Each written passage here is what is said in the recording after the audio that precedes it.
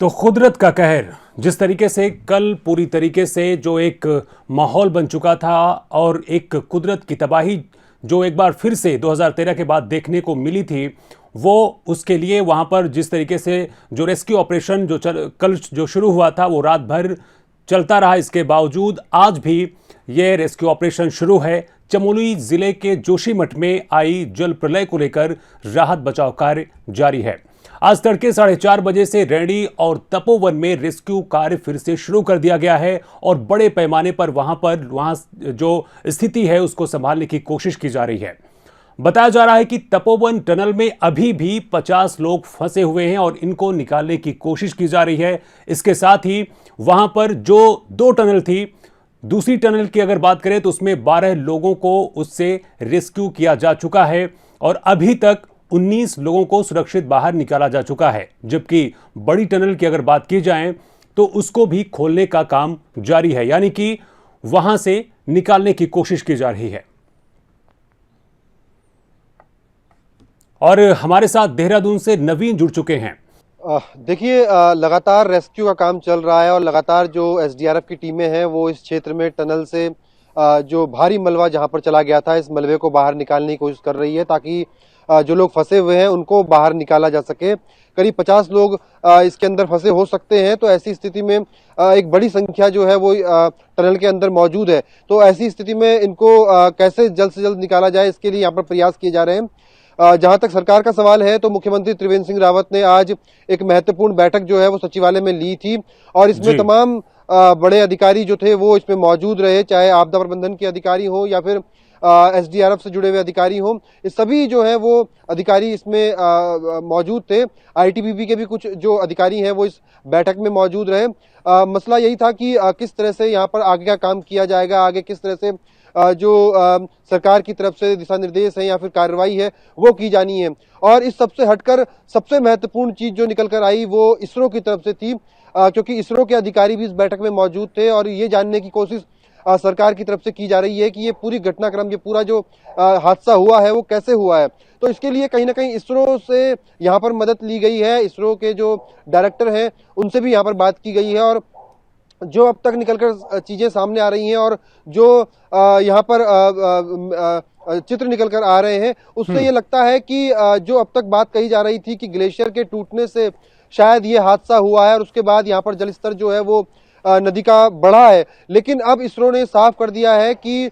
ये जो पूरा क्षेत्र है ये एवलांच वाला एरिया नहीं है, यहाँ पर ग्लेशियर के टूटने की संभावना बेहद कम है। और ऐसी स्थिति में अब ये कहा जा रहा है कि पिछले दिनों जो बर्फबारी हुई है, जो ताजा बर्फबारी हुई है वो एक बड़ी मात्रा में यानी कई लाख मीट्रिक टन जो बर्फबारी यहाँ पर हुई थी वो एक साथ इस जो पहाड़ है वहां से नदी में गिरी है और उसके बाद ये जलस्तर जो है वो बढ़ा है और उसके बाद यहाँ पर जो नदी का बहाव है वो काफी तेज हुआ है। तो अब एक नई थ्योरी जो है वो इसरो के इस जो रिपोर्ट है उसके बाद सामने आ रही है और निश्चित रूप से अब ये कहा जा रहा है कि ग्लेशियर के टूटने से नहीं बल्कि अब ये नई बर्फबारी जो हुई थी उसके गिरने से यहाँ पर ये जो पूरा हादसा है वो यहाँ पर हुआ है। राहुल, नवीन, यकीनन ये जांच पड़ताल का विषय और इसको लेकर जो जिस तरीके की जो जांच की जा रही है वो जारी है, लेकिन इस घटना को लेकर जिस तरीके से कल सुबह 10 बजे से सब कुछ शुरू हुआ, करीब 30 घंटे बीत चुके हैं। ऐसे में कल से ही जो आसपास के लोग थे उनको दूसरी जगह शिफ्ट किया गया, उनके लिए क्या कुछ इंतजाम किए जा रहे हैं? क्या उन तक राशन सामग्री पहुंच पा रही है पूरी तरीके से और सुरक्षा को लेकर क्या कुछ इंतजाम किए गए हैं उनके लिए? देखिए, इस घटना के फौरन बाद पहली प्राथमिकता सरकार की ये थी कि जो लोग फंसे हुए हैं उनको निकाला जाए और दूसरी प्राथमिकता में साफ तौर पर वो लोग थे जो अब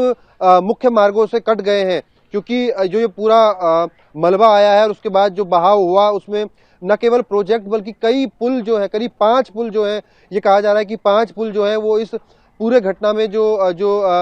जल प्रलय आई है उसमें तबाह हुए हैं। तो उसके बाद करीब 16 गांव ऐसे हैं जो मुख्य मार्ग से कट गए। तो इन 16 गांवों को कैसे राशन पहुंचाया जाए, कैसे इनकी जरूरतों जो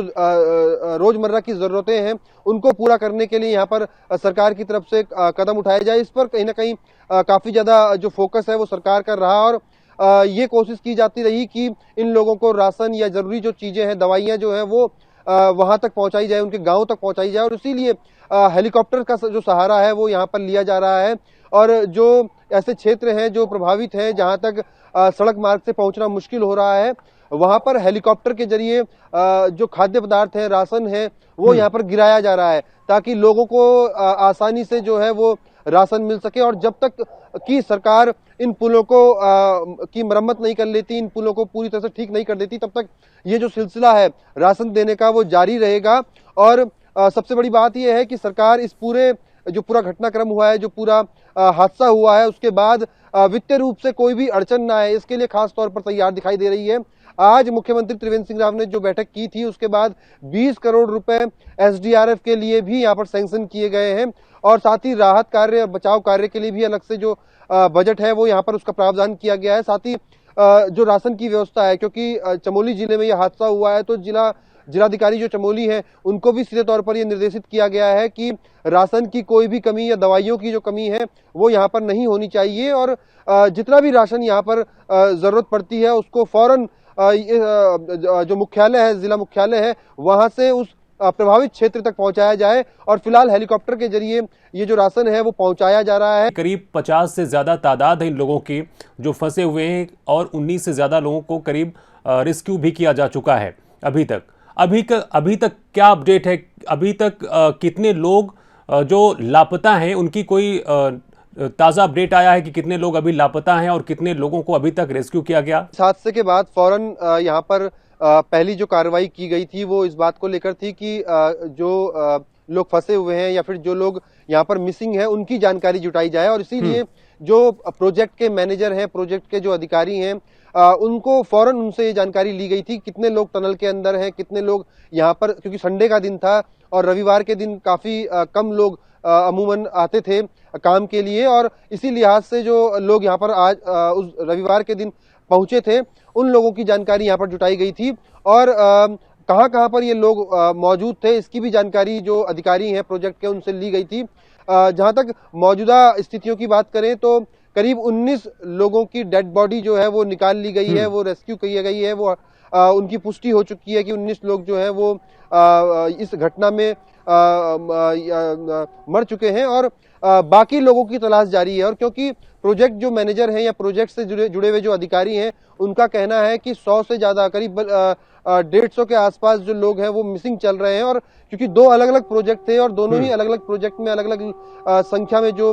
मिसिंग की संख्या थी वो यहाँ पर बनी हुई थी, तो कुल मिलाकर यदि हम देखें तो करीब 150 से ज्यादा लोग जो हैं अब भी मिसिंग में हैं। और अभी और भी जानकारियां जो है वो जुटाई जा रही हैं कि और कौन कौन लोग जो है वो फिलहाल नहीं मिल रहे हैं या फिर जो यहाँ पर काम कर रहे थे वो लगातार मिसिंग में है। ऐसे लोगों की जानकारियां जुटाई जा रही हैं। 2 टनल क्योंकि यहाँ पर मुख्य रूप से थी जहाँ पर लोग फंसे होने की बात जिनकी कही जा रही थी, इसमें से एक टनल जो है उसको खाली करा लिया गया है। 16 लोगों को यहाँ पर कल ही रेस्क्यू कर लिया गया था। उसके बाद 2-3 लोग जो थे जिनको सुबह सुबह यहाँ पर निकाला गया है। तो कुल मिलाकर करीब 20 लोग के आसपास जो है उनको अब तक जो टीम है एसडीआरएफ की वो बचा चुकी है। और अब जो दूसरी टीम है, क्योंकि पहली जो टनल है उससे सभी लोगों को निकाल लिया गया है, तो अब जो पूरा अमला जो है वो दूसरी टनल को लेकर यहाँ पर चिंतित है या फिर उसको लेकर फिलहाल काम कर रहा है। और जो दूसरी टनल है, क्योंकि वो काफी बड़ी टनल है और यहाँ पर भी जो लोगों की संख्या है वो काफी ज्यादा बताई जा रही है। और ये कहा जा रहा है कि करीब 2 गाड़ियों में लोग यहाँ पर अंदर गए थे, तो काफी बड़ी संख्या में जो टनल के अंदर लोग हैं वो मौजूद हो सकते हैं। तो ऐसी स्थिति में जो भी जानकारी प्रोजेक्ट मैनेजर के लिहाज से मिल पा रही है उसके हिसाब से ही आगे की कार्रवाई यहाँ पर की जा रही है। और इसमें सबसे बड़ी परेशानी राहुल ये आ रही है कि क्योंकि जब ये बर्फ गिरी है, जो जिसकी ताजा बर्फ जिसकी बात कही जा रही है, उसके बाद काफी ज्यादा मलबा जो है, जो पहाड़ का काफी ज्यादा मलबा है वो पानी के साथ बहा है। और इसके बाद जो मलबा है, क्योंकि पानी आगे निकल गया लेकिन जो मलबा है वो टनल में कहीं ना कहीं रह गया है, तो अब जो मलबा है उसको निकालना, उसको हटाना और उसके साथ आगे बढ़ना, ये सबसे बड़ी चुनौती जो है वो एसडीआरएफ के सामने है। और इसीलिए थोड़ा समय भी इस रेस्क्यू ऑपरेशन को आगे बढ़ाने में लग रहा है। लेकिन फिर भी जो एसडीआरएफ की टीम है पूरी मुस्तैदी के साथ, पूरी तीव्रता के साथ टनल में जो फंसे हुए लोग हैं उन्हें निकालने की कोशिशों में जुटी हुई है। और आपको ये 4 तस्वीरें हम आपको दिखा रहे हैं, जहां पर आप देख सकते हैं कि जो पहली तस्वीर आपके सामने चमोली की है, दूसरी तस्वीर भी चमोली की है, और ये चारों अलग अलग तस्वीरों में जिस तरीके से बड़े व्यापक तरीके से रेस्क्यू ऑपरेशन चल रहा है, उस ऑपरेशन की तस्वीरें हैं। और आप देख सकते हैं कि किस तरह से जो वहाँ पर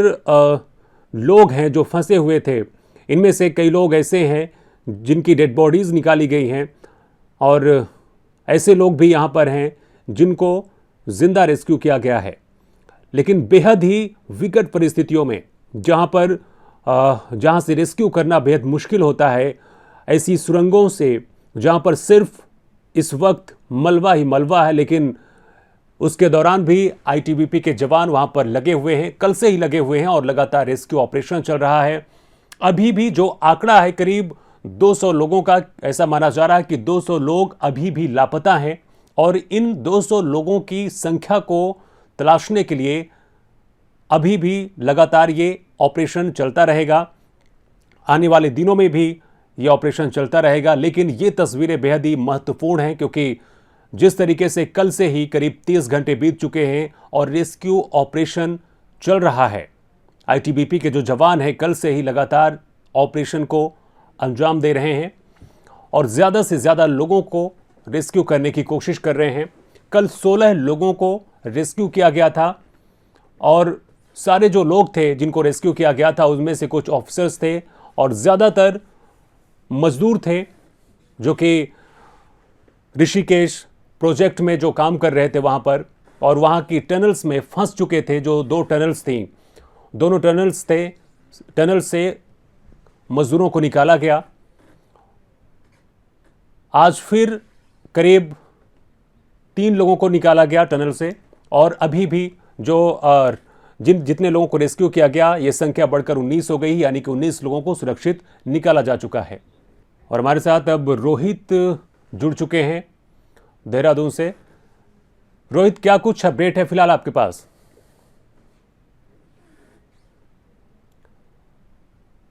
रोहित, आपको आवाज मिल पा रही है? जी। समस्याएं थी, उस समस्याओं को निराकरण करने के लिए करके भी मुख्यमंत्री त्रिवेंद्र सिंह रावत खुद भी वहां रवाना हो गए हैं। लेकिन कुल मिलाकर देखें तो कहीं ना कहीं जो आपदा रहा है वह कहीं भीषण जो आपदा कह सकते हैं कि जो साल 2013 में आपदा आया था उससे थोड़ा डिफरेंट आपदा बताया जा रहा है। हालांकि इसको किन वजहों से आपदा आई है उसकी भी जो है रिपोर्ट सामने आ गई, क्योंकि इसरो से जो पिक्चर जारी हुए हैं उससे साफ जाहिर है कि जो नन्दा देवी के ऊपर जो पहाड़ी क्षेत्र है वहां पर जब कुछ दिनों पहले बर्फबारी हुआ था तो बर्फ जो एकत्र हो गए थे वह कंपाइल नहीं हो पाए थे। कंपोज ना होने के चलते जो है वह बर्फ इकट्ठा होकर के फिर सीधा नीचे आई है, जिसके चलते उसके साथ मलबा भी आया, और उसके चलते ही जो डैम है वह डैम टूटा है और इससे जो है तबाही मची है। तो कुल मिलाकर देखें तो कहीं ना कहीं जो अभी तक संशय स्थिति थी कि फिलहाल किन वजहों से या किन कारणों से हादसा व आपदा आई है, उसकी स्थिति अब स्पष्ट हो गई है। और कहीं ना कहीं यह है कि अगर हम बात करें तो अभी फिलहाल तत्काल प्रभाव से मुख्यमंत्री त्रिवेंद्र सिंह रावत ने अभी जो वाडिया इंस्टीट्यूट हिमालयन जियोलॉजी है उनको 12 लाख रुपए भी जारी करने के आदेश दे दिया, क्योंकि मुख्य वजह यह है कि जो गंगोत्री ग्लेशियर है उस गंगोत्री ग्लेशियर में जो निगरानी रखा जाए, जो हमारे ग्लेशियर उनमें किस तरह के बदलाव देखने को मिल रहे हैं उसकी निगरानी रखा जाए, इसको लेकर के भी 12 लाख रुपए जारी किए गए हैं और हाल फिलहाल में जारी किए गए। लेकिन सबसे राहत भरी खबर यह है कि फिलहाल जो है अभी दूसरे टनल के अंदर जो है काम चल रहा है, लगातार जो राहत बचाव के जो कार्य हैं वह किए जा रहे हैं।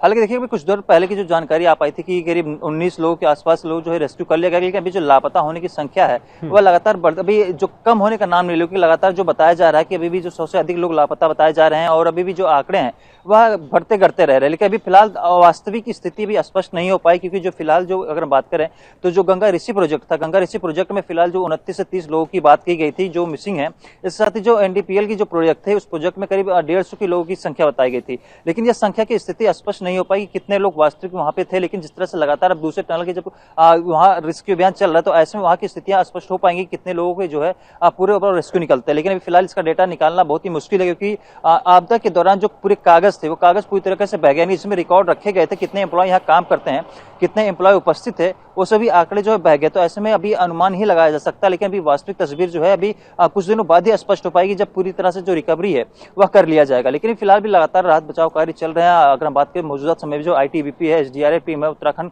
पुलिस जो यानी कि खुद जो डीजीपी है अशोक कुमार वहाँ खुद वहाँ मौजूद है, मुख्यमंत्री त्रिवेंद्र सिंह रावत भी रवाना हो गए हैं और लगातार जो है इसके लिए एक मॉनिटरिंग टीम भी भेजी गई है जो राहत बचाव कार्य वहां पर चल रहे हैं, जो उसकी मॉनिटरिंग करेगा। तो कहीं ना कहीं ये कह सकते हैं कि ओवरऑल पूरा जो आपदा है यानी कि 2013 के बाद जो ये सबसे बड़ा आपदा फिर एक तरह से कह सकते हैं जो उत्तराखंड को देखने को मिली है। हालांकि इसको लेकर के भी देश के तमाम राज्यों से मुख्यमंत्री और खुद प्रधानमंत्री, गृह मंत्री ने इसको संवेदनाएं व्यक्त की है और ऐसे में सहायता राशि की बात की है। लिहाजा यह है कि कहीं ना कहीं जो मृतक परिवार उनको 4 लाख रुपए राज्य सरकार देगी और 2 लाख रुपए केंद्र सरकार देने की बात कही है। लेकिन कुल मिलाकर देखा जाए तो फिलहाल जो स्थिति अभी फिलहाल सामान्य बनी हुई है, लेकिन फिलहाल राहत बचाव का कार्य चल रहा है। लेकिन ये भी देखने वाली बात है क्योंकि जिस तरह से स्थितियां यानी कि उत्तराखंड के अगर हम पर्वतीय क्षेत्रों की बात करें, हिम क्षेत्रों की बात करें, तो वहाँ पर खास तौर पर यही रहता है कि जो लोग हैं यानी कि जो ग्लेशियर मौजूद हैं, ग्लेशियर यहाँ का जो वैज्ञानिकों के अनुसार माने तो यहाँ का जो ग्लेशियर है वो काफी युवा ग्लेशियर है, यानी कि वो जो है लगातार हेल्दी होता जा रहा है और कहीं ना कहीं जिस तरह से क्लाइमेट बदलाव चेंज हो रहा है, क्लाइमेट बदल रहे हैं, तो ऐसे में जो ग्लेशियर के पिघलने का भी सिलसिला जारी है। लेकिन जब हम युवा ग्लेशियर की बात करते हैं, ग्रोथ ग्लेशियर की बात करते हैं, तो उसमें जो बदलाव यानी कि कह सकते हैं जो तमाम चीजें बदलाव होते हैं वह देखने को मिलते हैं। इसी क्रम में अगर बात करें तो कहीं ना कहीं उत्तराखंड के जो ग्लेशियर काफी संवेदनशील भी हैं और इस पर भी लगातार रिसर्च होने की बात लंबे समय से चल रही थी। अगर बिल्कुल रोहित, और ये लगातार हम बता भी रहे हैं, इस चीज को लेकर लगातार हम दिखा रहे हैं कि जो इसरो की टीम है उसने भी वहां पर पहुंची और तमाम चीजों को जो चीजें थी उनको उसने सामने रखा। रोहित, एक सवाल आपसे और मैं जानना चाहूंगा कि जिस तरीके से डीजीपी सामने आए और उन्होंने कहा कि जो ज्यादातर लापता लोग हैं, इन लापता लोगों में से ज्यादातर संख्या जो है वो यूपी और बिहार के रहने वाले लोगों की है, उसको लेकर क्या कुछ अपडेट है आपके पास?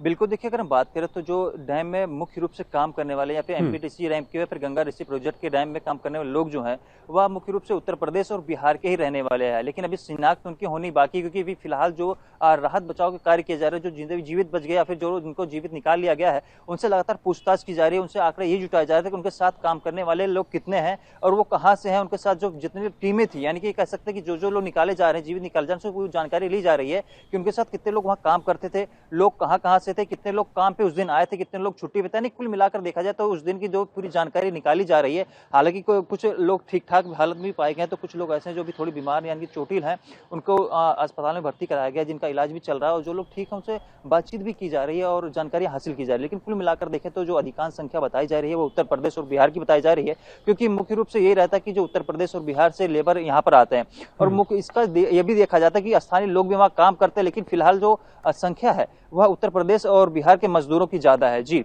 बिल्कुल रोहित, आपका तमाम जानकारी देने के लिए शुक्रिया। आपसे फिर हम जुड़ेंगे तमाम जानकारी को लेकर,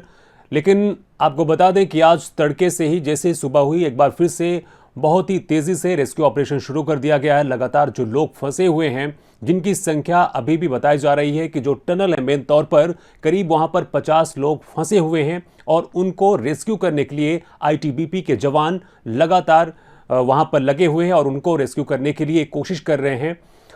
तो फिलहाल इस बुलेटिन में इतना ही। आप आगे की तमाम जानकारी के लिए आपके साथ फिर जल्दी जुड़ेंगे। तब तक के लिए नमस्कार।